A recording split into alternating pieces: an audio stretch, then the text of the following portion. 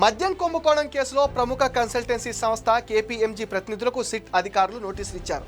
జగన్ హయాంలో మద్యం indent, accounting, auditing పైన సలహాలు, సూచనల కోసం ఏపీఎస్బీసీఎల్ కంపెనీ కేజీఎంపీని కన్సల్టెంట్గా నియమించుకుంది. ముడుపులు చెల్లించిన సరఫరా కంపెనీలు, డిస్టిలరీలకి అత్యధికంగా మద్యం సరఫరా ఆర్డర్లు ఇచ్చేందుకు వీలుగా నిబంధనలు మార్చేసింది ఏపీఎస్బీసీఎల్. అంతా చట్ట ప్రకారమే చేశామనే భావన కల్పించేందుకు కేపీఎంజీ నివేదికను అడ్డం పెట్టుకుంది. ఆ సంస్థ 2019 చివరిలో పలు సిఫార్సులు చేసింది. మద్యం డిస్టిలరీలు, సరఫరాదారులకు పీడీ ఖాతా నుంచి గ్రీన్ ఛానల్లో చెల్లించాలన్న సిఫార్సును మాత్రమే ఏపీఎస్పీసీఎల్ అమలు చేసింది. మద్యం కుంభకోణానికి బీజం కూడా ఇక్కడే పడింది. 2019 నవంబర్ 4న కేపీఎంజీ సంస్థ ప్రతినిధి సందీప్ పైడి ఏపీఎస్పీసీఎల్ నివేదిక అందజేయగా 2019 డిసెంబర్ 6న మరో నివేదిక ఇచ్చారని అధికారులు ఒక పత్రాన్ని తెరపైకి తెచ్చారు.